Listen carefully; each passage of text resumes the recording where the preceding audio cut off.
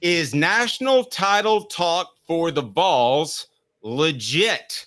Because we have heard it from some national media. Caleb was on it very early. I was on it shortly thereafter. We were both very high on Tennessee, but Will, let me ask you, because I think you were a little more apprehensive in the preseason. Do you think it's legit now? I think they are legitimately a contender, but do I think winning the national title is legit yet? No, I don't. I don't think they're there yet. But can they contend for a national title? Like, do I think they could make the playoff and win 2 games? Maybe. Do you know what I mean? Like, that's on the table. But look, are they? I need to see more because I don't think that NC State team's very good. I think that last Thursday I was on with you guys and I said, 35-17. And then I went back and watched that NC State Western Carolina game a second time and really broke everything down. And it hit me.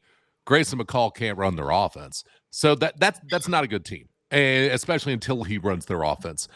So I want to see more. I don't know that Oklahoma's that good of a team. I watching that Houston game. They can't block Houston, who got blown out by UNLV. So I don't know that we'll know if Tennessee really is a national title contender until maybe you play at Arkansas and we see what you are on the road. Maybe when you play Alabama. I don't know. But right now I would say that winning the national title, that's not legit yet. Okay. Caleb? Well, Will's dog?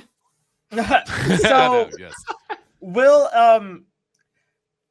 national media at the very least has changed their tune on Tennessee overnight. And I want to know your thoughts about that because they seem to have gone from up until last week, it was, Tennessee, are they going to make the college football playoff or not? Are they going to make it, is this year they make the college football playoff, the expanded 12-team playoff?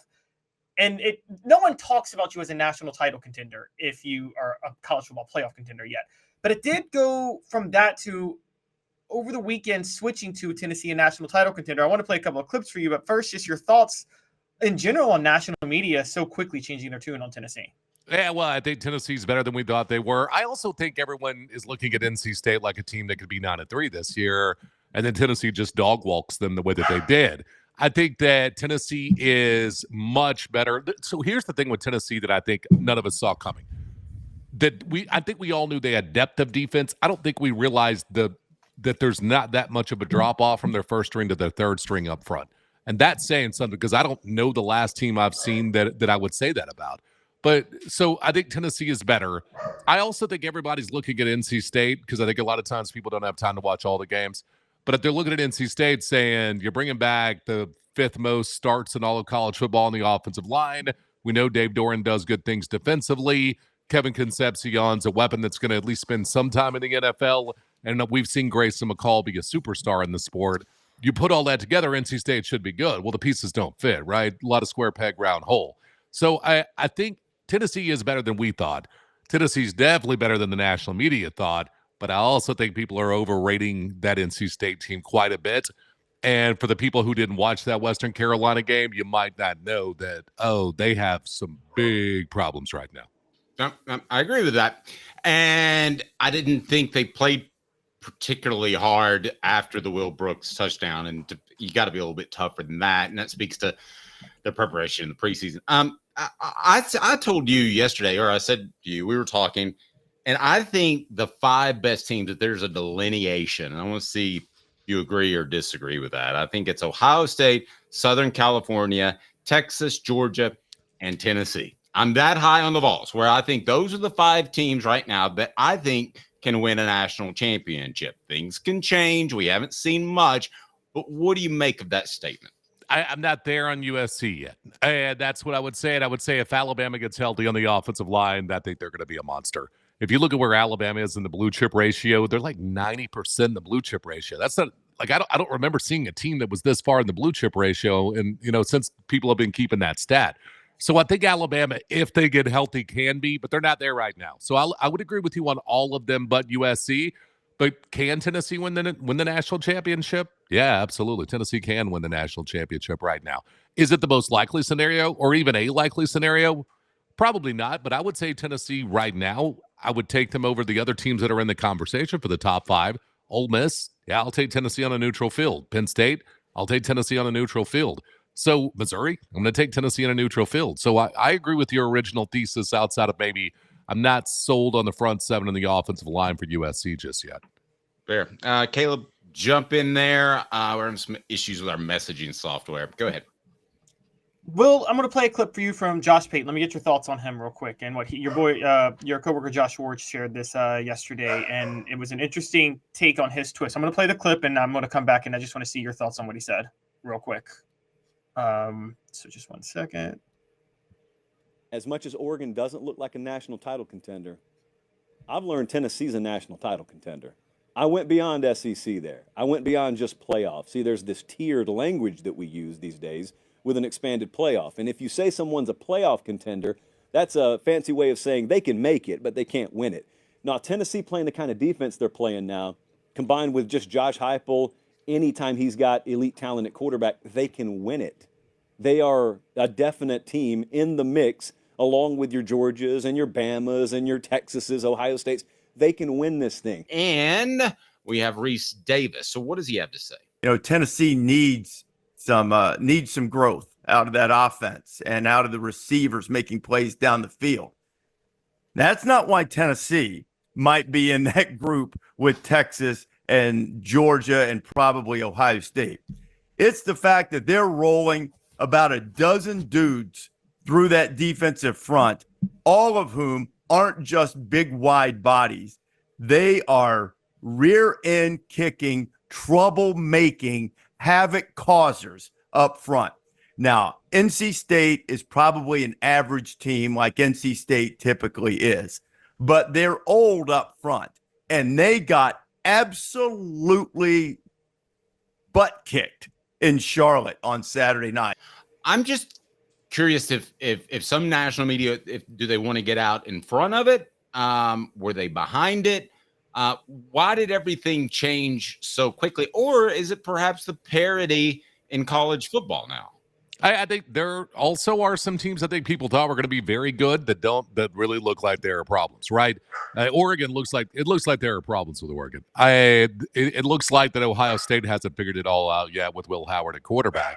Michigan's not that good. So Texas dealing with injuries at running back. So when you look at a healthy Tennessee with the level of depth that they have right now, it's pretty incredible that like compared to the other teams that are out there. And then the other side of it is I think after Florida, Missouri, some of those games, Georgia game, Alabama game, the ends of the national media people actually watched the Tennessee's last year. They probably were behind on Tennessee. And the pendulum, when it swings back where it needs to go, usually first swings too far. So I think they've swung the pendulum a little too far right now, and it'll land somewhere in the middle. But I also think this Tennessee team isn't a finished product yet. So let's see Nico and the wide receivers and all of those things continue to build. John Campbell, I thought, played a much better game in game 2 than he did in game 1. And so let's see him get better. Lance Hurd is raw. And so he's fantastic in run support, but he's not, let's see where he is in pass protection. So that guy's going to get better as the season goes along as well. James Pierce is going to give you literally anything at all because he hasn't yet through 2 games. So Tennessee, I don't think is a finished product yet, but I do think the national media, part of it is trying to catch up with everything. The other part of it is maybe you were behind, and so now you've swung the pendulum too far when you try to catch up. Take a moment, hit that like and subscribe button. We greatly appreciate that. Turn your notifications on, and we'll be joined by Aaron Murray, ESPN analyst, former Georgia quarterback, who does a fantastic job on YouTube. We'll talk to him later. But to your point, let me give you these options. Tennessee will not win a national title because secondary or offensive line depth. Because I still don't know anything about the secondary. Yeah, well, I would say offensive line depth. I've seen Tennessee be good enough to win a national title with the 125th ranked pass defense in the nation. So, and they were good enough. If Hendon stays healthy, you don't have the situation in South Carolina, you were good enough then. So, but the offensive line depth, that's what scares me. We've seen what this is without Cooper, right? We've seen what this is without Spraggins. And I don't think anybody liked what we saw. So I need to see more offensive line depth. Carrick was a guy that was injured a lot of the fall camp. Your both tackles dealt with injuries and missed time during fall camp.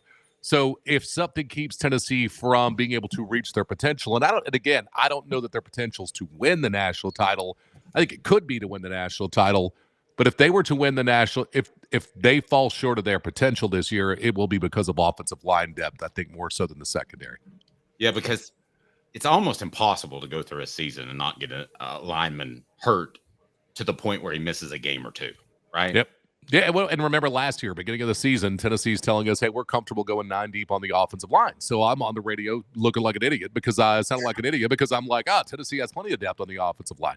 And Cooper's going to be back for the Florida game. And I was wrong on both of those things because I listened to the coaches.